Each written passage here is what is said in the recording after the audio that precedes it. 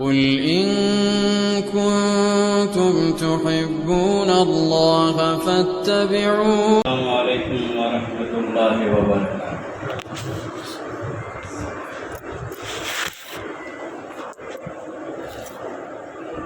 إن الحمد لله نحمده ونستعينه ونستغفره ونعوذ بالله من شرور أنفسنا من سيئات أعمالنا من يهده الله فلا مضل له ومن يضلله فلا هادي له وأشهد أن لا إله إلا الله وحده لا شريك له وأشهد أن محمدا عبده ورسوله. يا أيها الذين آمنوا اتقوا الله حق تقاته ولا تموتن إلا وأنتم مسلمون. يا أيها الناس اتقوا ربكم الذي خلقكم من نفس واحدة وخلق منها زوجها وبث منهما رجالا كثيرا ونساء واتقوا الله الذي تساءلون به والأرحام إن الله كان عليكم رقيبا. يا أيها الذين آمنوا اتقوا الله وقولوا قولا سديدا يصلح لكم أعمالكم ويغفر لكم ذنوبكم ومن يطع الله ورسوله فقد فاز فوزا عظيما. أما بعد فإن خير الحديث كتاب الله وخير الهدى هدى محمد صلى الله عليه وسلم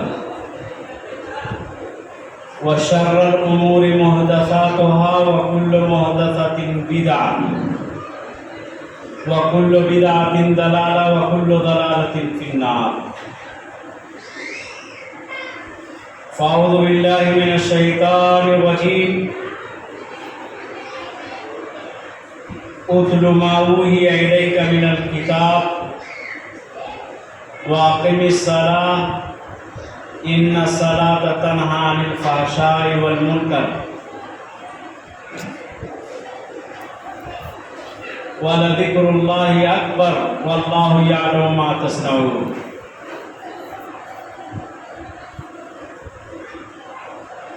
يا أيها الذين آمنوا إذا نودي للصلاة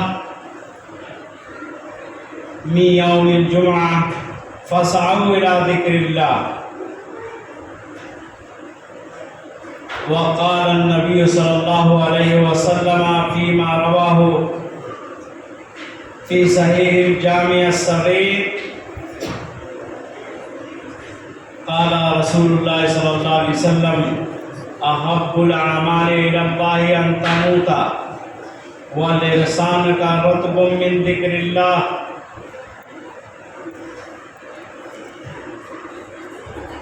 خدا سے مانگ جو کچھ مانگنا ہے اکبر، خدا سے مانگ جو کچھ مانگنا ہے اکبر، یہی وہ در ہے کہ ذلت سوال کے بعد نہیں.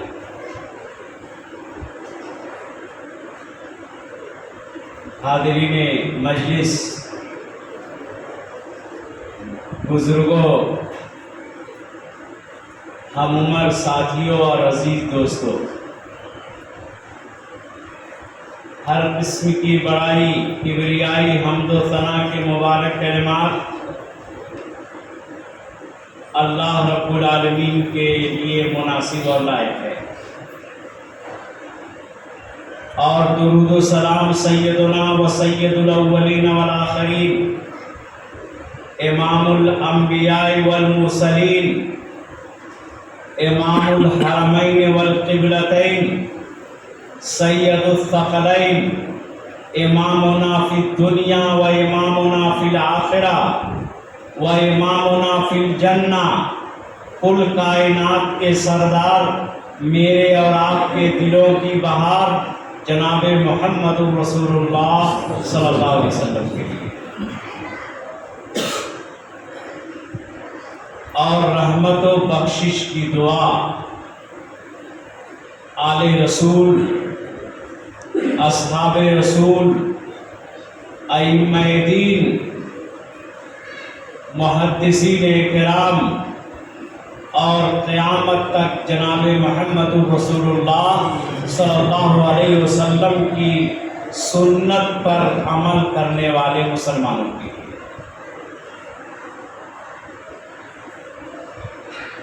حاضرین، میں نے خطبہ حاجہ کے بعد سورہ العنکبوت کی آیت نمبر 45 پڑھی ہے، اور اسی طریقے سے سورہ جمعہ کی آیت نمبر 9 اور ایک حدیث صحیح الجامع الصغیر حدیث نمبر 163 آپ کے سامنے پڑھی۔ ہمارے عزیز موصوف حافظ عمر فاروق کو میں جو موضوع بتایا تھا اس میں سے کچھ حصہ ان سے تصحیف ہو گیا ہے، اس کی میں بھرپائی کر دینا چاہتا ہوں۔ اصل میں ان کو عنوان بتا رہا تھا کہ ذکر الہی اور اس کے بعد چھوٹے چھوٹے قومیں، اس کے بعد عدم فوائد و ثمرات، یعنی ہم ذاکر قوم ہیں، ذکر کرنے والے لوگ ہیں، ہم ذکر کرتے ہیں، اس کے باوجود اس ذکر کا کوئی بینیفٹ، اس ذکر کا کوئی فائدہ ہماری زندگی کے اندر نظر نہیں آتا۔ اس کی وجہ کیا ہے؟ اسے تلاشی ہوئی، بغیر اسے تلاشے ہوئے ہم جو اللہ رب العالمین کے ذکر کرنے کا جو فائدہ ہے، اس فائدے سے ہم کبھی محظوظ نہیں ہو سکتے۔ حالانکہ اپنی امت کے اندر، امت مسلمہ کے اندر کچھ جماعتیں اسی نام پر وجود میں آئیں، ذاکر قوم کے نام پر، ذکر کرنے والی قوم کے نام پر۔ میں 1988 میں جامعہ ازہر میں کلیۃ اللغہ عربیہ قسم شعبہ العامہ faculty of Arabic language general department سے جب میں کر رہا تھا کورس، اس زمانے میں شیخ الازہر کی آفس جانا ہوتا تھا۔ شیخ الازہر کی آفس ہی کے بغل کے اندر ایک مسجد ہے، اس مسجد کا نام مسجد حسین ہے۔ مسجد حسین کسی عام آدمی کے نام پر نہیں، معمولی آدمی کے نام پر نہیں، بلکہ نواسہ رسول جناب امام حسین رضی اللہ عنہ کے نام پر وہ مسجد۔ سیدنا حسین رضی اللہ عنہ کے ساتھ تاریخ لکھنے والوں نے جتنا ظلم کیا ہے اتنا کسی کے ساتھ ظلم نہیں کیا۔ ان کے میدان کربلا کے اندر ایک ایک آنسو کے ایک ایک خون کے قطرے کے بدلے میں دنیا نے ایک ایک ماتم کے سیلاب بہا دیے۔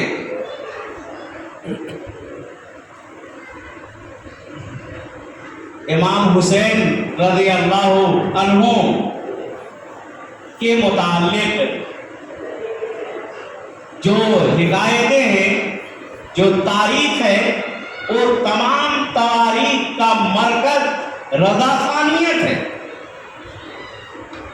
اور وہ اپنے مذہب کی تائید کے اندر سیدنا حسین رضی اللہ عنہ کو کی تاریخ کو اس طریقے سے پیش کیا ہے کہ حقیقت خرافات میں ہو گئی۔ بہرحال مجھے یہ نہیں بیان کرنا ہے، مجھے یہ بیان کرنا تھا کہ شیخ الازہر کے آفس کے بغل میں ایک مسجد ہے، اس مسجد کا نام مسجد سیدنا امام حسین رضی اللہ عنہ۔ یہ مسجد کس کی ہے؟ ذکر کرنے والوں کی مسجد ہے۔ کیسے ذکر کرنے والے؟ اس برابر زمین کے اوپر، اس نیل گگن کے نیچے دنیا کی جو سب سے بدترین قوم ہے صوفیت، وہ آباد ہے۔ مسجد حسین یہ صوفیوں کی مسجد ہے، اور اس مسجد میں بیٹھ کر کے صوفی حضرات رات و دن کوئی حق حق حق کہنا رہے گا۔ یہ تمام کلمات کس کے ہیں؟ ذکر کے۔ گویا ایک قوم دنیا کے اندر، ایک جماعت، ایک امت دنیا کے اندر ایسی ہے جو امت ذکر الہی کے نام پر ہی قائم ہے، اور اس سے ملتی جلتی تنظیمیں دنیا کے مختلف چپے میں، مختلف حصے میں آج بھی موجود ہیں۔ بہت سارے لوگ کسی آدمی کو صوفی کہہ دیتے ہیں تو اس کو لگتا ہے کہ مجھ کو بہت بڑا اعجاز مل گیا۔ کیوں؟ اس لیے کہ صوفی کیا ہے؟ رات دن اللہ اللہ اللہ کا ورد لگانے، ذکر کرنے والی قوم ہے۔ یہ ہمارے ماحول کے اندر، ہندوستان یا شبہ کارا ہندیہ کے اندر ہے۔ مگر آپ کسی عربی آدمی کو صوفی صاحب کہہ دیں گے تو جوتے ماریں گے، اس لیے کہ صوفیت ان کے یہاں گالی ہے۔ وہ جانتے ہیں صوفیت کی حالت کو کہ صوفی کیسی قوم ہے۔ میں اس چھوٹی زبان اور اس مسجد جو حرم ہے آپ کا، اس کے اندر میں ان کے عقائد باطلہ کو، ان کی رقیق باتوں کو میں بیان نہیں کر سکتا جو اللہ رب العالمین کے بارے میں ان صوفیوں کا عقیدہ ہے۔ بہرحال یہ بھی ذاکر قوم ہے، لیکن ان کی زندگی کے اندر ذکر کا ذرہ برابر بھی کوئی فائدہ نہیں ملے گا، محروم ہے ذکر سے۔ کیوں؟ اس لیے کہ اللہ رب العالمین کا ذکر جس طریقے سے کرنا چاہیے، نبی محترم صلی اللہ علیہ وسلم نے اپنی امت کو جس طریقے سے، یا آپ صلی اللہ علیہ وسلم نے اللہ کا ذکر جس طریقے سے کیا تھا، اس طریقے سے یہ قومیں اللہ کا ذکر نہیں کرتی ہے۔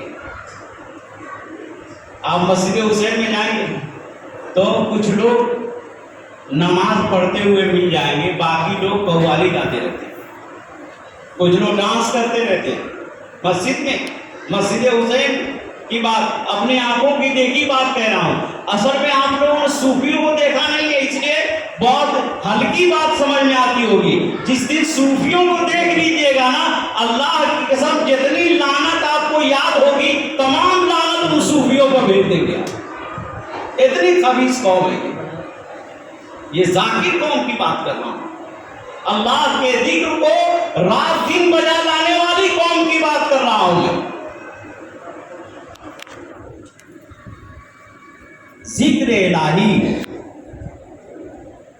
بہت بڑی چیز ہے، بہت بڑی چیز۔ اللہ رب العالمین نے اپنے پیارے حبیب جناب محمد رسول اللہ صلی اللہ علیہ وسلم سے فرمایا، اتل ما اوحی الیک من الکتاب واقم الصلاۃ ان الصلاۃ تنہی عن الفحشاء والمنکر۔ کہ نبی صلی اللہ علیہ وسلم آپ تلاوت کیجیے، کس کی؟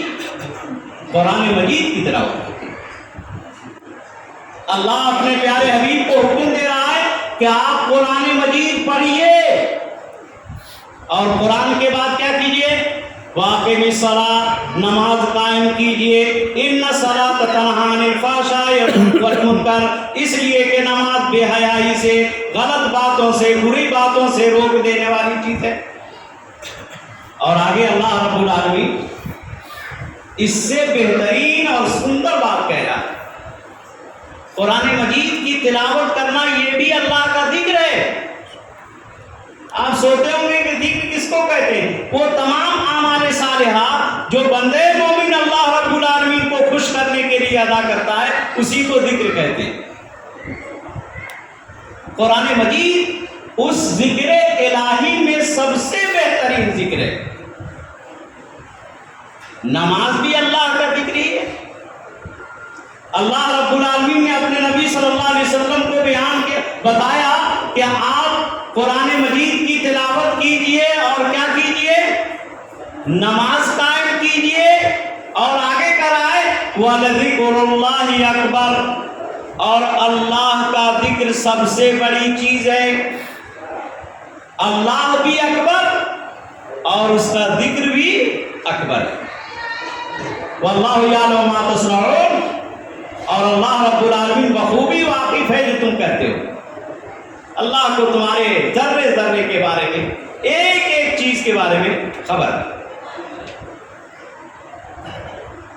اس آیت کریمہ میں اللہ تبارک و تعالیٰ نے سب سے پہلے اپنے نبی جناب محمد رسول اللہ صلی اللہ علیہ وسلم کو کس کا حکم دیا؟ قرآن مجید کی تلاوت کرنے کا۔ اور قرآن مجید کی تلاوت کی بات میں ذکر الہی کے تحت اس لیے بیان کر رہا ہوں کہ قرآن مجید یہ اللہ رب العالمین کے ذکر کرنے کا سب سے بہترین ذریعہ ہے۔ تبھی تو ہمارے نبی جناب محمد رسول اللہ صلی اللہ علیہ وسلم ذکر الہی میں سے قرآن مجید سب سے زیادہ پڑھتے تھے۔ آپ صلی اللہ علیہ وسلم کی کتنی عمر ہوئی تھی؟ 63 سال کی زندگی۔ آپ کو 63 سال کی زندگی ملی ہے۔ اس 63 سال کی زندگی کو آپ کے تمام شعبہ جات یعنی کام کرنے کے، عمل کرنے کے مراحل میں تقسیم کر دیا جائے تو سب سے زیادہ آپ نے کیا کیا ہے اپنی زندگی میں؟ نیک عمل، قرآن مجید کی تلاوت کیا۔ آپ صلی اللہ علیہ وسلم کبھی بیٹھے بیٹھے قرآن مجید پڑھنے لگتے تھے۔ استاد آتے جبریل امین، آپ صلی اللہ علیہ وسلم کو پڑھانا شروع کرتے تھے، قرآن پڑھتے رہتے تھے۔ نبی صلی اللہ علیہ وسلم بسا اوقات صحابہ اکرام جو قرآن مجید بہترین پڑھنا جانتے تھے ان کو بلاتے اور کہتے کہ قرآن پڑھ کر کے سناؤ۔ صحابہ کہتے ہیں اللہ کے رسول صلی اللہ علیہ وسلم آپ کے اوپر قرآن مجید نازل ہوتا ہے، کیا ہم آپ کو قرآن مجید پڑھ کر کے سنائیں؟ کہا کہ جب دوسرے کی آواز زبان سے میں قرآن مجید سنتا ہوں، اللہ کا یہ ذکر سنتا ہوں تو مجھ کو بڑا اچھا لگتا ہے۔ پہلے ابھی خود پڑھتے تھے، دوسروں سے پڑھوا کر کے سنتے تھے۔ مائی عائشہ صدیقہ رضی اللہ عنہا کا بیان ہے کہ نبی محترم صلی اللہ علیہ وسلم رات کو قیام کرتے تھے، نفل پڑھتے تھے، تہجد، وہی جو آج کل تراویح پڑھ رہے ہیں۔ یہ نبی کریم صلی اللہ علیہ وسلم نفل نمازوں کے اندر اتنی لمبی قرات کرتے تھے تورمت قدماہو کہ آپ کے پیر مبارک سوج جاتے تھے، کھڑے کھڑے ہوتے، کھڑے رہنے کی وجہ سے آپ کے پیر میں ورم آ جاتا تھا۔ یہ اتنی محبت تھی جناب محمد رسول اللہ صلی اللہ علیہ وسلم کو کس سے؟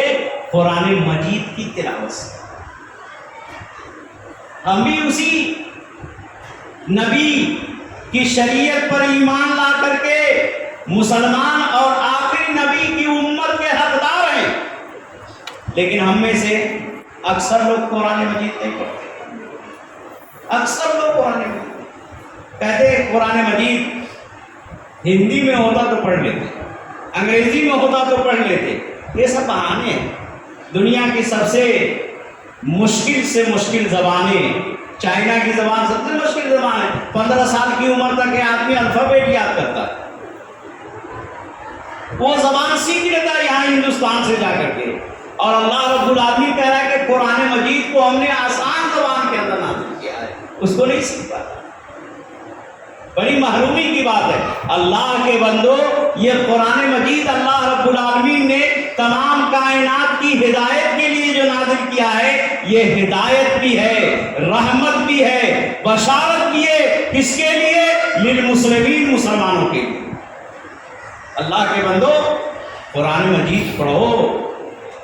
یہ رمضان کا مہینہ، اس سے میں جوڑ رہا ہوں اس کو، شہر رمضان الذی انزل فیہ القرآن ھدی للناس وبینات من الھدی۔ یہ رمضان ہی کا مہینہ ہے جس مہینے کے اندر اللہ رب العالمین نے قرآن مجید کو نازل کیا، اور اسی قرآن مجید کی تلاوت کرنے کا حکم نبی صلی اللہ علیہ وسلم کو اللہ نے دیا۔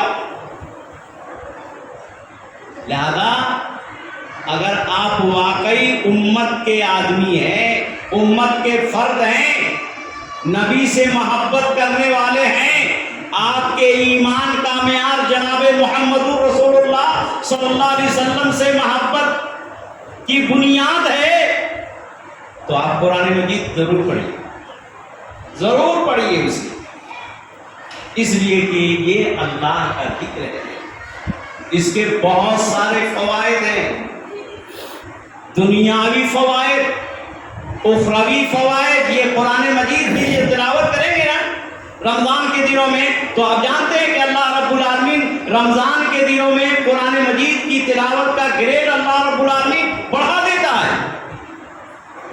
ایک ایک حرف کو 10 گنا سے 10 ثواب سے لے کر کے 700 گنا تک کے ثواب بڑھا دیتا ہے۔ پیارے حبیب جناب محمد رسول اللہ صلی اللہ علیہ وسلم کی ایک حدیث میں آپ کے سامنے پڑھتا ہوں۔ حدیث کے راوی سیدنا جابر بن سمرہ رضی اللہ عنہ کہتے ہیں، صعد النبی صلی اللہ علیہ وسلم المنبر، ایک دفعہ کا واقعہ ہے کہ نبی صلی اللہ علیہ وسلم منبر پر چڑھے۔ منبر پر چڑھنے کا مطلب یہ ہے کہ منبر پر 3 زینے، 3 سیڑھیاں تھی۔ نبی صلی اللہ علیہ وسلم پہلی سیڑھی پر پیر رکھے تو آپ نے کہا آمین زور سے، دوسری سیڑھی پر پیر رکھا، کہا آمین، تیسری سیڑھی پر پیر رکھا، کہا آمین۔ جب آپ منبر سے اترے تو صحابہ اکرام نے کہا کہ اللہ کے رسول صلی اللہ علیہ وسلم، آپ اس سے پہلے ایسا تو کبھی نہیں کرتے تھے، آج کیا وجہ ہے کہ آپ منبر پر جو چڑھے تو آپ نے آمین آمین آمین 3 مرتبہ کہا؟ نبی صلی اللہ علیہ وسلم نے فرمایا، اتانی جبرائیل، کہ صحابہ میرے پاس جبرائیل آئے تھے، اور جبرائیل نے مجھ کو 3 باتوں کے بارے میں کہا ہے کہ اس کو جو نہ کرے اس کے لیے آپ بد دعا کیجیے، آمین کہیے اس کے لیے۔ کیا؟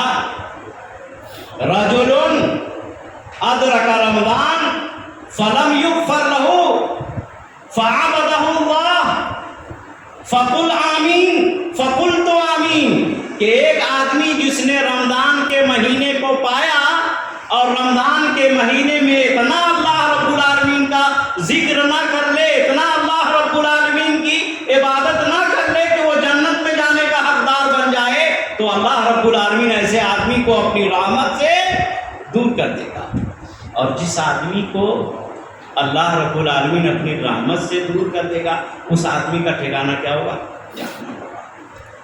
آپ کہیے آمین کہ اللہ واقعی یہ جہنم میں جانے کے لائق ہے، آمین کا تو ہی معنی ہوتا ہے، تو قبول کر لے۔ تو میں نے جبرائیل کے کہنے کی وجہ سے میں نے کہا آمین، پہلی سیڑھی پر جب پیر رکھا، دوسری سیڑھی پر پیر رکھا تو آپ صلی اللہ علیہ وسلم سے جبرائیل امین نے کہا، وَرَجُلٌ ذُكِرْتَ عِندَهُ فَلَمْ يُصَلِّ عَلَيْكَ، کہ ایک آدمی جس کے سامنے محمد صلی اللہ علیہ وسلم کا نام لیا جائے اور وہ مسلمان صلی اللہ علیہ وسلم نہ پڑھے، وہ آدمی بھی جنت میں جانے کا لائق نہیں، فَأَدْخَلَهُ النَّارَ، اللہ رب العالمین اسے جہنم میں داخل کر دے گا۔ اور تیسرا آدمی، وَرَجُلٌ أَدْرَكَ أَبَوَيْهِ أَوْ وَالِدَيْهِ أَوْ أَحَدَهُمَا، کہ تیسرا آدمی جس نے اپنے ماں باپ میں سے دونوں کو پایا یا ماں باپ میں سے کسی ایک کو پایا اور اس کی اتنی خدمت نہ کی کہ وہ جنت میں جانے کا حقدار ہوا وہ آدمی بھی اللہ کی رحمت سے دور ہوگا۔ سیدنا امام مالک رضی اللہ عنہ، ان کی ماں کا انتقال ہو گیا تو مسجد میں بیٹھ کر کے زار و پدار رو رہے ہیں، چلا رہے ہیں۔ ان کے شاگردان آئے امام صاحب سے پوچھنے کے لیے کہ امام صاحب ہمارا کوئی رشتہ دار مر جاتا ہے تو آپ ہمیں نصیحت کرتے ہیں، تسلی دیتے ہیں کہ اتنا رونے کی ضرورت نہیں ہے، انا للہ و انا الیہ راجعون، جو اللہ کی امانت تھی اللہ کے پاس پہنچ گئی، تمہارے پاس جو امانت تھی اللہ کی، اس نے اللہ نے اپنی امانت واپس کر لی اور آپ رو رہے ہیں۔ کہا بات یہ نہیں ہے، آج انس کے جنت میں جانے کا 2 دروازہ اللہ رب العالمین نے دیا تھا، ایک باپ کی شکل میں کہ باپ کی بھی دعا اللہ رب العالمین رد نہیں کرتا، دوسرا ماں کی شکل میں آج ایک دروازہ میرا بند ہو گیا، ٹوٹ گیا میرا دروازہ، اس لیے بول رہا ہوں۔ یہ حدیث ہے۔ لہذا میرے بھائیوں، اگر واقعی آپ جناب محمد رسول اللہ صلی اللہ علیہ وسلم سے محبت کرنے والے لوگ، آپ صلی اللہ علیہ وسلم کی سنت پہ اپنی جان دینے والے لوگ، آپ کی سنت سے شغف رکھنے والے لوگ، تو قرآن مجید کی تلاوت کی جانب آؤ، اس لیے کہ قرآن مجید آخرت میں آپ کے بارے میں اللہ رب العالمین کے دربار میں سفارش کرے گا کہ اللہ یہ آپ کا بندہ راتوں کو جاگ جاگ کر کے میری تلاوت کرتا تھا، اسے بخش دے۔ اور یہ دوسرا روزہ نا، اللہ رب العالمین نے تمام اعمال کو ڈیوائڈ کر دیا، اس میں سے روزہ کو اپنے لیے رکھا ہے کہ اس کا اجر و ثواب اللہ رب العالمین وہ خود دے گا، اور روزہ بھی اللہ رب العالمین کے دربار میں بندے کے بارے میں سفارش کرے گا کہ اپنی خواہشات کو اس نے ترک کر دیا، کھانے پینے کی چیزوں کو ترک کر دیا، اور تیرے ثواب کی امید سے، تیرے جنت کے حصول کی امید سے اس نے کیا ہے، دن بھر بھوکا پیاسا رہا، اے اللہ اسے تو بخش دے، سفارش کریں گے یہ چیزیں۔ لہذا اللہ کے بندو، پیارے حبیب جناب محمد رسول اللہ صلی اللہ علیہ وسلم سے محبت کرنے والے لوگوں، ضروری ہے کہ ہم قرآن مجید کی تلاوت کریں، اور قرآن مجید کے بعد واقعی صلاۃ نماز قائم کیجیے، اس لیے کہ ہمارے درمیان اور غیروں کے درمیان جو فرق کرنے والی چیز ہے، جو امتیاز پیدا کرنے والی چیز ہے، الصلاۃ نماز ہے، اور یہ ہمارے نبی جناب محمد رسول اللہ صلی اللہ علیہ وسلم کو نماز جیسی عبادت بڑی محبوب عبادت ہے۔ اب آئیے میں آپ کے سامنے، ہم ذکر کرتے ہیں پھر بھی اس ذکر کا ہمیں کوئی فائدہ نظر نہیں آتا، میں آپ کے سامنے چند وجوہات بیان کرتا ہوں کہ ہم دیکھتے ہیں کہ کچھ لوگ رات دن بیٹھ کر کے ذکر کرتے رہتے ہیں، کچھ لوگ تسبیح کے دانے گنتے ہیں، کچھ لوگ انگلیوں پہ گنتے ہیں، کرتے ہیں، لیکن ان کی زندگی کے اندر بھی اس کا کوئی فائدہ نظر نہیں آتا، کوئی اثر ان کی زندگی کے اندر دکھائی نہیں دیتا۔ اس کی وجہ کیا ہے؟ تو پہلی وجہ عدم محبت ہے۔ ذکر کرنے والا ذکر تو کرتا ہے، لیکن اس ذکر کے ساتھ اس کو محبت نہیں ہوتی، بس چلا چلاؤ والی بات کرتا ہے، ایک دوسرے کو دیکھتا ہے کہ وہ تسبیح پڑھ رہی ہے، بھی تسبیح پڑھنے لگتا ہے، ایک دوسرے آدمی کو دیکھتا ہے کہ وہ مسجد میں بیٹھ کر کے قرآن مجید کی تلاوت کر رہا ہے، تو تھوڑا سا اس کو بھی اس کی ایمانی غیرت جب کل بلانے لگتی ہے تو یہ بھی بیٹھ کر کے قرآن مجید پڑھنے لگتا ہے۔ رمضان کے دنوں میں ہم مسلمانوں کا جو قرآن مجید کے پڑھنے کا یا نمازوں کے اہتمام کرنے کا جو گریڈ کیوں بڑھ جاتا ہے؟ اس لیے کہ دیکھتے ہیں کہ کچھ لوگ عبادت کرنے والے لوگ نہایت اہتمام کے ساتھ عبادت کرتے، گویا کہ کچھ لوگ تو عبادت جان کر کے کرتے ہیں، اور کچھ لوگ ان کی دیکھا دیکھی کرتے ہیں۔ لہذا ذکر الہی کرنے کے لیے اس ذکر کے ساتھ ہمیں ہمارے دل کے اندر محبت ہونی چاہیے کہ یہ اللہ کا ذکر ہے. جیسا کہ اللہ رب العالمین قرآن مجید کے اندر فرماتا ہے والذین آمنوا اشد حبا للہ، کہ جو لوگ ایمان لائے یہ اللہ رب العالمین سے بہت محبت کرنے والے لوگ ہیں. ذکر کرنے والے لوگ اللہ سے بڑی محبت کرنے والے لوگ ہیں. اسی عدم محبت کی وجہ سے ہمیں ذکر کے ساتھ ذکر تو کر رہے ہیں، سبحان اللہ الحمدللہ استغفر اللہ ہم پڑھ رہے ہیں، لیکن دلی کیفیت کیا ہے؟ دل کے اندر کسی اور چیز کا حساب چل رہا ہے. اقبال نے سچ کہا تھا، تو عرب ہو یا عجم ہو، تیرا لا الہ الا لغت غریب جب تک تیرا دل نہ دے گواہی.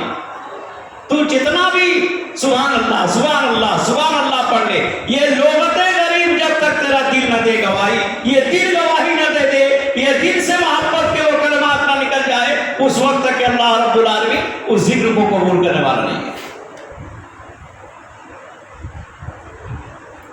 عدم محبت کے بعد دوسری چیز ہے عدم فہم. کچھ مولوی لوگ تو سمجھتے ہوں گے دعائیں جو کرتے ہیں نا نماز میں یا ایسی بھی اذکار کے جو وظائف ہیں، ان وظائف کا ترجمہ سمجھتے ہیں. استغفر اللہ، میں اللہ سے مغفرت چاہتا ہوں، سبحان اللہ کی پاکی بیان کر رہا ہے، یہ معنی سمجھتے ہیں. لیکن امت کی اکثریت اس معنی سے بے خبر ہے. کچھ لوگ رات دن وہ 1 لاکھ کی دانے کے اوپر تسبیح گنتے ہیں، ان کو ان تسبیح کی گنتیوں کے بارے میں بھی ان کو صحیح طریقے سمجھ نہیں آیا کہ وہ کیا پڑھ رہے ہیں. عربی زبان کے اندر پڑھ تو رہے ہیں لیکن کیا معنی ہوا وہ جانتے نہیں ہیں. اس لیے اللہ کے ذکر کرنے کا فائدہ مسلمانوں کو نہیں مل رہا، یا اس ذاکر شخص کی زندگی کے اندر اس کا کوئی فائدہ نہیں مل رہا. اور آپ جان لیجیے کہ اگر آدمی ذکر کرنے والا ہو اور ذکر کرنے والے آدمی کو اگر ذکر کا معنی مطلب سمجھ میں نہ آئے تو اس کے نہ سمجھنے کی وجہ سے، اس نادانی کی وجہ سے اللہ رب العالمین اس آدمی کے دل کو بڑا سخت کر دیتا. لہذا اللہ کے بندو اللہ کے ذکر کو فکر کے ساتھ کرو. فکر کا معنی سمجھ کر کے، دانائی کے ساتھ، کہ ہم جو بھی دعا پڑھ رہے ہیں اس دعا کا یہ مطلب ہے. ہمارے دماغ میں یہ ہونا چاہیے کہ اس دعا کا یہ مطلب ہے. آپ قرآن مجید پہ پڑھیے الذین یذکرون اللہ قیاما وقعودا وعلی جنوبہم ویتفکرون فی خلق السماوات والارض ربنا ما خلقت ھذا باطلا سبحانک فقنا عذاب النار. اللہ رب العالمین مسلمانوں کو کہہ رہا ہے کہ قرآن مجید پڑھو یا کوئی بھی دعا درود پڑھو تو اس دعا درود کو سمجھ کر کے پڑھو. بغیر سمجھے ہوئے پڑھو گے وقتی طور پر ذرہ برابر ثواب مل جائے اس سے انکار نہیں ہے، لیکن اس کا استقلالی طور پر کوئی فائدہ آپ کو نہیں ملے گا. اللہ رب العالمین فرماتا ہے الذین یذکرون اللہ قیاما وقعودا وعلی جنوبہم، کہ جو لوگ اللہ رب العالمین کا ذکر کرتے، کیسے؟ اٹھتے، بیٹھتے، جاگتے، سوتے، پیروں کے بل، ہر حال میں اللہ رب العالمین کو یاد کرتے. وَيَتَفَكَّرُونَ فِي خَلْقِ السَّمَاوَاتِ وَالْأَرْضِ، اور زمین و آسمان کی پیدائش کے بارے میں غور و فکر کرتے ہیں. جب انسان غور کرتا ہے کہ یہ اونچے پہاڑ، اتنا بڑا پہاڑ، یہ ارے گہرے نتھو کھڑے تو اس کو پیدا نہیں کر سکتے، اللہ رب العالمین ہی پیدا کر سکتا ہے. اتنا بڑا نیل گگن، یہ اتنی بڑی مسطح زمین، یہ شاخ و شجر، یہ تمام چیزیں کون پیدا کر سکتا ہے؟ صرف ایک ذات ہے جو پیدا کر سکتا ہے، وہ اللہ رب العالمین کی ذات ہے. یہیں سے انسان کے دل کے اندر عبرت پذیری کا مزاج پیدا ہو جاتا ہے. اب آدمی سوچتا ہے کہ اتنا بڑا خالق خلاق ہے، وہ اتنی بڑی کائنات کا پیدا کرنے والا ہے، تب انسان کے دل کے اندر ڈر لگنے لگتا ہے۔ کیا کہ اللہ رب العالمین نے جنت بھی بنایا، ساتھ ساتھ جہنم بھی بنایا۔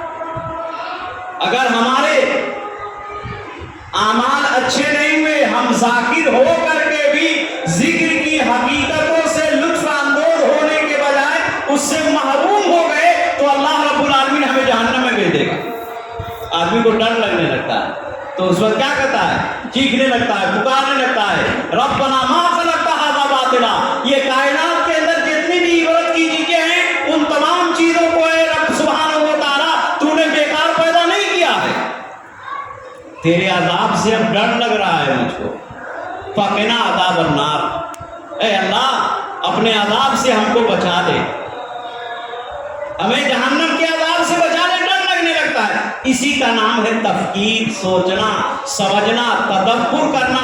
اسی معنی کو بیان کر رہا ہے کہ قرآن مجید پڑھو، دعائیں پڑھو، ذکر الہی کرو تو سمجھ کر کے کرو، عدم فہمی کی بنیاد پر آپ کو کوئی فائدہ اس کا نہیں ملے گا۔ تیسری چیز عدم احسان۔ عدم احسان، احسان کا مطلب سمجھتے ہیں؟ حسن، حسن مانا خوبصورتی، اچھائی۔ کسی بھی کام کو کریں تو ڈھنگ سے کریں گے تو بڑے لوگ تعریف کریں گے، اسی کو کہتے احسان۔ اور جو آدمی بے ڈھنگا ہو اس کو کیا کہیں گے؟ عدم احسان سے اس نے کیا۔ حدیث رسول، حدیث جبریل کے اندر بھی ہے احسان کا معنی کہ اللہ کی عبادت ایسے کرو جیسے کہ تم اللہ رب العالمین کو دیکھ رہے ہو۔ اگر یہ تصور نہ ہو کہ تم اللہ رب العالمین کو دیکھ رہے ہو تو یہ تصور کرو کہ اللہ رب العالمین تمہیں دیکھ رہا ہے۔ یہ احسان۔ عدم احسان کا مطلب کہ آپ ذکر کر رہے ہیں نا، سبحان اللہ سبحان اللہ سبحان اللہ پڑھ رہے ہیں تو اتنا تیزی سے نہ پڑھیں کہ سننے والے کو معلوم نہ ہو کہ وہ مولوی صاحب جو ہے نا عربی زبان میں پڑھ رہے ہیں یا سنسکرت کے اندر کوئی دوہا پڑھ رہے ہیں۔ لہذا جامع ترمذی کی ایک حسن روایت ہے، مائی ام سلمہ رضی اللہ عنہ کی حدیث ہے کہ ام سلمہ رضی اللہ عنہ جو آپ کی جوز محترمہ ہیں، امت کی ماں ہیں، ان سے پوچھا گیا کہ نبی کریم صلی اللہ علیہ وسلم قرآن مجید کس طریقے سے پڑھتے تھے؟ تو مائی ام سلمہ رضی اللہ عنہ نے کہا کہ آپ صلی اللہ علیہ وسلم کھول کھول کر کے پڑھتے۔ کھول کھول کے معنی کیا ہوا؟ آئیے بخاری کی روایت سے، بخاری کے اندر سیدنا انس بن مالک رضی اللہ عنہ کی حدیث ہے کہ نبی کریم صلی اللہ علیہ وسلم جب قرآن مجید پڑھتے تھے تو حروف کو لمبا کر کے پڑھتے تھے، حروف کو لمبا کر کے پڑھتے تھے۔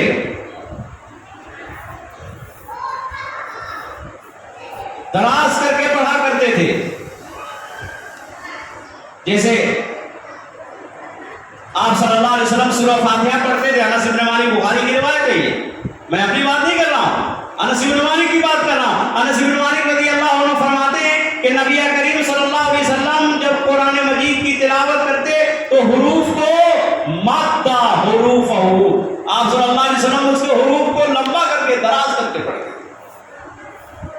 آپ سورہ فاتحہ پڑھتے الحمدللہ رب العالمین ثم یقف، انس بن مالک کہتے ہیں نبی صلی اللہ علیہ وسلم سورہ فاتحہ پڑھنے کے بعد الحمدللہ رب العالمین پڑھ لیتے تھے، خاموش ہو جاتے تھے تھوڑی دیر کے لیے، پھر الرحمن الرحیم، پھر خاموش ہو جاتے تھے، ایک ایک آیت پر رکتے اور ایک ایک آیت کے بعد تھوڑا سا وقفہ رکھتے تھے نمازوں کے اندر۔ کیوں؟ تاکہ آپ کی جو پیچھے آپ کے مقتدی تھے صحابہ اکرام رضوان اللہ علیہم اجمعین، وہ سورہ فاتحہ پڑھ لے پیچھے پیچھے آپ کے۔ آپ نے ایک حدیث کے اندر کہا ہے الامام ضامن، امام اپنے مقتدی کی نماز کا ذمہ دار ہے، मुक्तदी अगर सूरह फातिहा ना पढ़े उसकी नमाज होगी? नहीं होगी। इसलिए जब तक कि इमाम अपने मुक्तदी को सूरह फातिहा पढ़ने का मौका नहीं देगा, मुक्तदी कहां से पढ़ पाएगा? यहाँ के इमाम साहब से मैं मादरत के साथ मैं इनकी नमाज तो नहीं सुनाऊं, नाराज ना हो मेरे ऊपर। अक्सर इमामों का यही हाल है, अक्सर इमामों का यही हाल है। जल्दीबाजी के अंदर, सूरत के अंदर वक्त बचाने की खातिर इतना फटाफट पढ़ते हैं कि मुक्तदियों को सूरह फातिहा पढ़ने का मौका नहीं मिलता।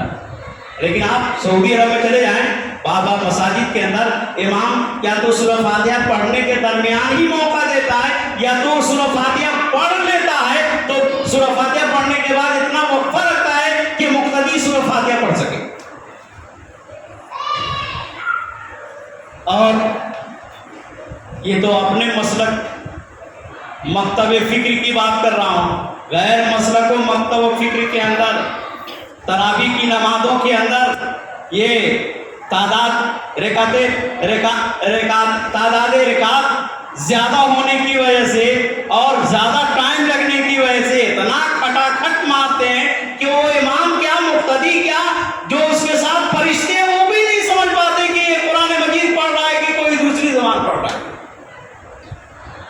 अल्लाह के बंदो, ये कुरान मजीद ये खिलवाड़ नहीं, अल्लाह का जिक्र है, सबसे बड़ा जिक्र है। वज़िक्रुल्लाहि अकबर।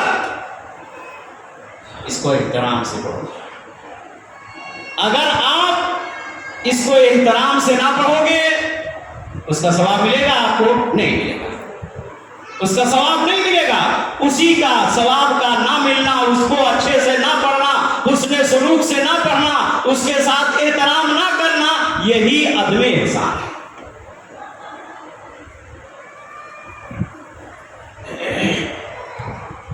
तीसरी चीज, चौथी चीज, अदम कसरत। हाँ, किसी दिन शौक चिल्लाया या मुसलमान होने का जज्बा अंगड़ाइयां लेने लगा, ज़हन के अंदर दीनी जज्बात कुलबुलाने लगे, तो बैठ करके 2 पारा 4 पारा एक दिन में कुरान मजीद पढ़ रहा, और दूसरे दिन तीसरे दिन पूरे हफ्ते पूरा जम्मा गायब, एक आयत भी नहीं पढ़ते।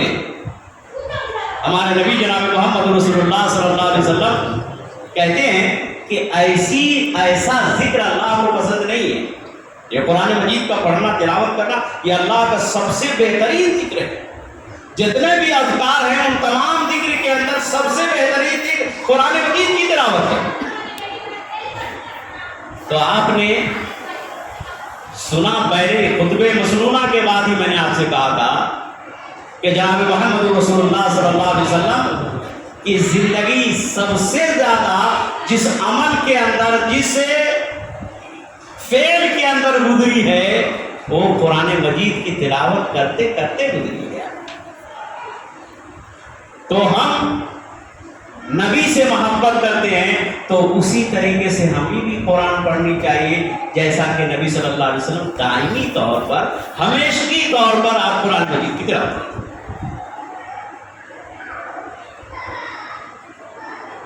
कुरान कसरत से पढ़ने का हुक्म देता, जैसा कि अल्लाह रब्बुल आलमीन कुरान मजीद के अंदर एक जगह फरमाता है, या अय्युहल्लज़ीना आमनू उज़्कुरुल्लाह ज़िक्रन कसीरा, ऐ ईमान वालों खूब खूब जिक्र किया करो, ओ कसरत से पढ़ो, जितनी तुम्हारी इस्तेताअत हो उतनी पढ़ो, अपनी इस्तेताअत से ज्यादा ना। इसलिए कि अल्लाह रब्बुल आलमीन किसी को उसकी ताकत से ज्यादा मुकल्लफ नहीं बनाता। लिहाजा हमें भी अल्लाह रब्बुल आलमीन का जिक्र कसरत से करनी चाहिए और दवाम के साथ करना चाहिए। अगर दवाम के साथ नहीं करेंगे, यानी हमेशा नहीं पढ़ेंगे, यानी कोई वजीफा نے اختیار کیا کہ ہم کو دن بھر میں آدھا سپارہ قرآن مجید پڑھنا ہے تو ہر دن آدھا سپارہ پڑھنا ہے. آپ کو تو اللہ رب العالمین اور تمام ضرورتوں سے عورتوں کی طرف سے پاک رکھا ہے نا. آپ کو تو کوئی ضرورت نہیں پیش آتی کہ جس میں قرآن پڑھنا نہیں جائز ہے, نماز پڑھنا جائز نہیں. اللہ نے آپ کو مبرہ اور پاکیزہ رکھا ہے. لہذا اگر وظیفہ کر رہے ہیں, ذکر کر رہے ہیں اللہ رب العالمین کا قرآن مجید کی شکل میں, تو ہر دن آدھا پارہ معمول بنا لیجیے کہ ہم آدھا پارہ پڑھنا ہے, چاہے وہ رمضان ہو یا غیر رمضان. رمضان میں تو اس لیے اہتمام کے ساتھ لوگ پڑھتے ہیں, اس لیے کہ رمضان کیا ہے, قرآن کا مہینہ ہے, قرآن کے نزول کا مہینہ ہے. اور اس قرآن کے پڑھنے کا اس مہینے کے اندر اللہ رب العالمین اجر و ثواب بڑھا دیتا ہے. جو آدمی ہمیشگی سے نہیں پڑھے گا قرآن مجید, تو اللہ رب العالمین اس آدمی کے بارے میں کہتا ہے وَمَن يَعْشُ عَن ذِكْرِ الرَّحْمَٰنِ نُقَيِّضْ لَهُ شَيْطَانًا, کہ جو رحمان کے ذکر سے اعراض کرے گا تو اس کا ساتھی بنا دے گی کسی شیطان کو, اور وہ شیطان کیا کرے گا, فَهُوَ لَهُ قَرِينٌ, وہ شیطان اس کا دوست بن جائے گا اور اس کو غفلت سستی پر, اتنا غفلت پر مجبور کر دے گا کہ وہ آدمی قرآن مجید تاک پر لپیٹ سپیٹ کر رکھ دے گا, کبھی کھولنے کی اسے امید ہی نہیں, نوبت ہی نہیں پڑے. لہذا عدم دوام سے کوئی ذکر اللہ رب العالمین کو پتہ نہیں ہے. چھٹی چیز, ہم دعائیں کرتے ہیں لیکن غیر مصروف دعائیں کرتے ہیں. یہ ہندوستان ہے, یہاں تو فیکٹری نہیں لگی ہوئی دعائیں پروڈکشن کے, انتاج عدلیہ کے دعاؤں کے پیدا کرنے کی یہاں فیکٹری ہے. جو چاہے اپنے من سے کوئی دعائیں بنا دے, حالانکہ پیارے حبیب جناب محمد رسول اللہ صلی اللہ علیہ وسلم کے سندر سندر کلمات جوامع کلم حدیث کے الفاظ کے اندر موجود ہے, اس کو چھوڑ کر کے اپنی بنائی ہوئی دعاؤں کو پڑھتے ہیں. میں نہیں کہتا کہ دعا کرنا جائز نہیں ہے. ابھی ہم لوگ دیہات کے رہنے والے, شہری نہیں, دیہاتی لوگ. یہ لاک ڈاؤن کے زمانے میں جامعہ ہمارا بند ہو گیا تھا, تو 2 سال میں گاؤں میں رہا ہوں. مغرب کی نماز پڑھ کر کے آتا تو کچھ مسلمان اور دوسری قوم کی عورتیں پانی گلاس میں لے کر کے, کچھ میٹھے لے کر کے, کچھ شکر لے کر کے, کچھ چیزیں لے کر کے, پانی لے کر کے اکثر آتی تھی, دم کرتی تھی, دم کرتی, مجبوراً دم کرنا پڑتا. میں نہیں جانتا کہ دم کرنا جائز نہیں ہے, میں یہ نہیں کہہ رہا ہوں کہ جائز نہیں, جائز ہے, لیکن دم کرنے کا سب سے بڑا گودام تو تمہارے گھر کے اندر موجود ہے. کسی مولوی سے کیوں دم کرانے جاتے ہو؟ ماں باپ کی دعا کو اللہ رب العالمین کبھی رد نہیں کرتا. اپنے ماں باپ سے دعا کراؤ, اس مولوی کی دعا سے زیادہ کارگر اس ماں باپ کی دعا تمہارے لیے.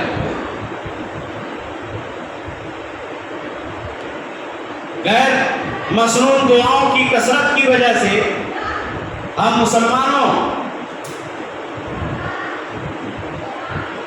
مسلمانوں کے یہاں جو بے دینی, بے رغبتی, عدم توجہی کے جو شکار ہیں امت کے لوگ, اسی وجہ سے. دوسرا یہ کہ ہم ذکر تو کرتے ہیں لیکن یقین کے ساتھ نہیں کرتے. قرآن مجید پڑھیں گے تو یہ ذکر نہیں ہے اللہ کا, یہ بھی ذکر ہے. ہم دعا پڑھتے ہیں جو مسنون دعائیں ہیں, نبی صلی اللہ علیہ وسلم سے جو ثابت دعائیں ہیں, یہ بھی اللہ کا ذکر ہے. میں جو اپنی بات بتا رہا تھا کہ دیہات میں تھا میں 2 سال تک لاک ڈاؤن کے زمانے میں, تو لوگ یہ جان کر کے کہ مولوی صاحب ہیں, گاؤں کے اچھے خاصے پڑھے لکھے آدمی ہیں, مولوی ہیں, مصر سے فارغ ہیں, اس لیے پانی پڑھوانے کے لیے, گڑ پر میٹھا پڑھوانے کے لیے لوگ آ جاتے. ہمارے گاؤں میں اور بھی مولانا لوگ, اور اپنے ہی گاؤں کی بات نہیں کر رہا ہوں, پورے شبہ قارہ ہندیہ کی بات کر رہا ہوں میں. نیپال, بھوٹان, برما, سری لنکا, ہندوستان, پاکستان, سب کی بات کر رہا ہوں.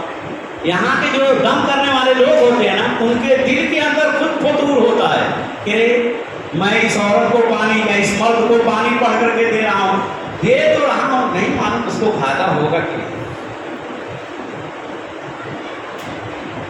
بے یقینی کے ساتھ یہ پانی کر کے دم کر کے دے رہے ہیں نا، اس کے شفا یابی کے لیے دے رہے ہیں، لیکن یہ اپنے آپ کو یہ مولوی بینیفٹ حاصل کر رہا ہے، کس کا؟ کہ یہ ذکر کر رہا ہے، یہ ذکر کر رہا ہے، اس کو اپنے ذکر پر اعتماد نہیں ہے کہ اس کا فائدہ ہوگا کہ نہیں۔ اللہ کے بندو، اللہ رب العالمین نے اپنے کلام مقدس کے اندر، قرآن مجید کی آیات کے اندر وہ شفا رکھی ہے جو سبع مثانی کے نام سے مشہور ہے۔ اس یقین کے ساتھ قرآن مجید کی دعائیں دم کر کے کسی کو دو یا کسی پر دم کر دو، جھاڑ دو، پھونک دو، اس امید کے ساتھ کہ یقینی طور پر اللہ رب العالمین یہ اللہ کا کلام ہے اور اس کو شفا دو۔ اس کے شفا ہونے سے پہلے اس کی دعا کرنے والے کے دل کے اندر خدر لگا رہتا ہے کہ نہیں معلوم یہ دعا قبول ہوگی کہ نہیں ہوگی، ہوگی کہ نہیں ہوگی، تو کہاں سے ہوگی؟ تجھے کو یقین نہیں ہے۔ اللہ رب العالمین بندے کی نیت کے اعتبار سے اس کو ثواب دیتا ہے۔ لہذا ہم کوئی بھی ذکر کریں، خواہ نماز کی شکل میں ہو، خواہ قرآن مجید کی تلاوت کی شکل میں ہو، یا اوراد و وظائف کی شکل میں ہو، ہم یقین کے ساتھ، محبت کے ساتھ، سمجھداری کے ساتھ، حسن سلوک کے ساتھ، احسان کے ساتھ اس ذکر کو کریں، تبھی جا کر کے اس کا آپ کو دنیا کے اندر بھی فائدہ اور آخرت کے اندر بھی اللہ رب العالمین ہمیں فائدہ دیتا ہے۔ آخری بات، رمضان کے دن معاف کیجیے گا، اگر کم وقت بولوں تبھی بھی معاف کیجیے گا۔ آخری بات، ذکر کرنے والے لوگ پرہیزگاری نہیں اختیار۔ پرہیزگاری کا مطلب کیا ہے؟ کہ برائی، اگر ہم جا رہے ہیں راستہ پکڑ کر کے، راستے میں کوئی میں خوری کر رہا ہو، سگریٹ پی رہا ہو یا بے حیائی کی بات کر رہا ہو، تو ہمارا فرق کیا ہے؟ آنکھ بند کر کے چلے جائیں، سنو نہیں، آنکھ بند کر لو، کان بند کر لو اور پٹاخٹ گزر جاؤ۔ اگر ایسے ہو جائیں گے تو ہم دعوت دینے والی قوم نہیں رہیں گے، اور اس لیے دنیا میں بہت سارے لوگ دعوت دینے کے نام پر قائم ہیں، ان کی دعوت آج تک کے کامیاب نہیں ہوئی۔ کیوں؟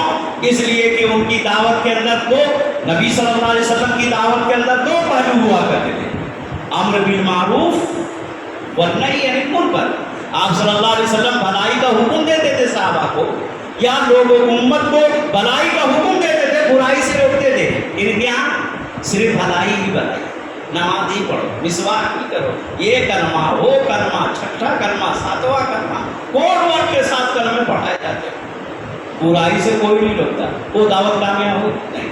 دعوت کا نام تو برائی سے روکنا اور بھلائی کا حکم دینا، دونوں کے لازمی جز کے ساتھ یہ دعوت ہوتی ہے، اور یہی دعوت، یہی مشن جناب محمد رسول اللہ صلی اللہ علیہ وسلم کی دعوت ہے۔ لہذا ہمارے اوپر ضروری ہے کہ ہم برائی کو دیکھیں نا، تو جہاں تک کہ ہماری استطاعت ہو، جہاں تک کہ ہماری طاقت ہو۔ حدیث رسول صلی اللہ علیہ وسلم کے اندر 3 بڑائی بیان کی گئے، طاقت سے، آنکھ سے، زبان سے، یا اس کی بھی طاقت نہ ہو تو کیا ہے؟ اس چیز کو بھلا جانے کی یہ خراب ہو، بدتر ہو۔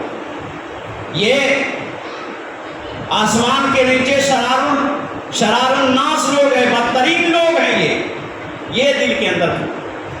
اگر یہ تینوں مراحل دل کے اندر پیدا نہ ہوں تو آپ صلی اللہ علیہ وسلم نے کیا فرمایا؟ نبی صلی اللہ علیہ وسلم نے فرمایا وَذَلِكَ أَضْعَفُ الْإِيمَانِ۔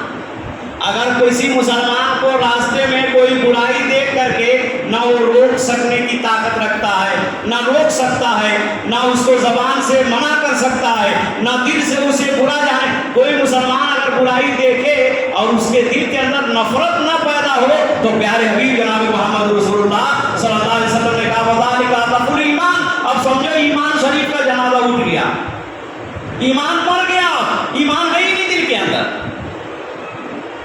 لہذا اگر ہم ذکر کرنے والے لوگ ہیں تو ضروری ہے کہ ہم کیا کریں؟ پرہیزگاری سے کام، منہیات کی جانب نگاہ نہ کریں۔ اللہ رب العالمین نے مومن مردوں کو اور مومن عورتوں کو دونوں کو نگاہیں پست رکھنے کا حکم دیا ہے، عفت کے ساتھ، وقار کے ساتھ، نہایت مسلمانیت کے ساتھ، قدم رنجہ ہونے کے لیے اللہ رب العالمین نے قرآن مجید کے اندر حکم دیا ہے۔ اس وقار کے ساتھ اگر ہم چلیں گے، اپنی زندگی بسر کریں گے، اسی کا نام پرہیزگاری ہے، تقویٰ ہے، بچنا ہے۔ اللہ رب العالمین نے پرہیزگاری اختیار کرنے والے کی تعریف کی اور کہا والذین هم عن اللغو معرضون، کہ وہ لوگ جو بےہودہ باتوں سے، خراب باتوں سے، بے حیائی کی باتوں سے اپنے آپ کو دور رکھتے، وہ خود نہ بے حیائی کرتے ہیں اور نہ اس کے سامنے کوئی بے حیائی کا کام کرے، برائی کا کام کرے، فحش کام کرے، لوگوں کا کام کرے تو اس کو منع کر دیتے۔ عباد الرحمن کی صفت اللہ رب العالمین نے پھر فرمایا، کہا وَإِذَا مَرُّوا بِاللَّغْوِ مَرُّوا كِرَامًا، کہ اللہ کے نیک بندے وہ ہیں، متقی بندے وہ ہیں، پرہیزگار لوگ وہ ہیں، جب وہ کسی برائی کی جگہ سے گزرتے ہیں تو نہایت اگر طاقت ہے تو روک دیتے ہیں، نہیں طاقت ہے مرو کے راما، نہایت شرافت کے ساتھ، نہایت پاک بازی کے ساتھ، نہایت عفت اور وقار کے ساتھ وہاں سے گزر جاتے ہیں، ادھر ادھر تاک جھانک کرنے کی کوشش نہیں کرتے۔ اگر ہم ذاکر ہیں اور اگر ہم نے تاک جھانک اپنی زندگی میں لگا رکھا تو اللہ کی قسم آپ کے ذکر کا آپ کی زندگی کے اندر کوئی اثر دکھائی نہیں۔ لہذا اللہ کے بندو، اللہ رب العالمین سے ڈرو۔ اور یہ 8 چیزیں میں نے بیان کی، میں نے اسے چند بتایا تھا لیکن میں نے آپ کے سامنے 8 چیزیں بیان کی ہیں۔ ان 8 چیزوں کے اندر اگر آپ ملوث ہوں گے تو آپ کے ذکر کا کوئی فائدہ نہیں۔ آپ چاہے جتنا قرآن مجید پڑھ لیجیے، ایک دن میں 10 بارہ پڑھ لیا، ایک دن میں 1000 دانے کی جو ہے نا تسبیح آپ گن ڈالیے، 1,00,000 کی تسبیح گن ڈالیے، کوئی فائدہ نہیں ملے گا۔ وَلَذِكْرُ اللَّهِ أَكْبَرُ، اس لیے کہ یہ ذکر کس کی جا رہی ہے؟ اس اکبر کی جا رہی ہے، لہذا وہ بھی اکبر، اور جس ذکر کو جو کیا جا رہا ہے یہ ذکر بھی اکبر ہے، لہذا اس کی بڑائی کا اپنے دل میں جب تک کہ پاس و لحاظ نہ ہوگا، اللہ رب العالمین آپ کے ذکر کا کوئی فائدہ آپ کو نہیں دے۔ اللہ رب العالمین سے دعا کرتے ہیں کہ رب العالمین ہم مسلمانوں کو یہ رمضان جو آج 15 دن گزر گئے، اس رمضان کے اندر اتنی عبادت کی توفیق دے دے کہ ہمارے کندھے پر جو گناہوں کا بوجھ پڑا ہوا ہے وہ تمام بوجھ ختم ہو جائے، اور یہ صرف اللہ کی توفیق سے ہو سکتی ہے۔ اور اللہ رب العالمین سے دعا کرتے ہیں کہ رب العالمین ہمیں جیسے تو نے ذاکر امت کے اندر پیدا کیا ہے ویسے ذکر کی حقیقتوں سے سبق آموز ہونے کی یا اسے سمجھنے کی، اسے حسن سلوک کے ساتھ ذکر اللہ کے کرنے کی توفیق عطا فرما دے، اور اللہ کے علاوہ کوئی دوسری طاقت ہے نہیں جو توفیق دے سکتی ہے۔ وما توفیق الا باللہ، واقول قولی ھذا واستغفر اللہ لی ولکم ولسائر المسلمین فاستغفروه انه هو الغفور الرحیم۔ والسلام علیکم ورحمۃ اللہ وبرکاتہ۔ قل إن كنتم تحبون الله فاتبعوني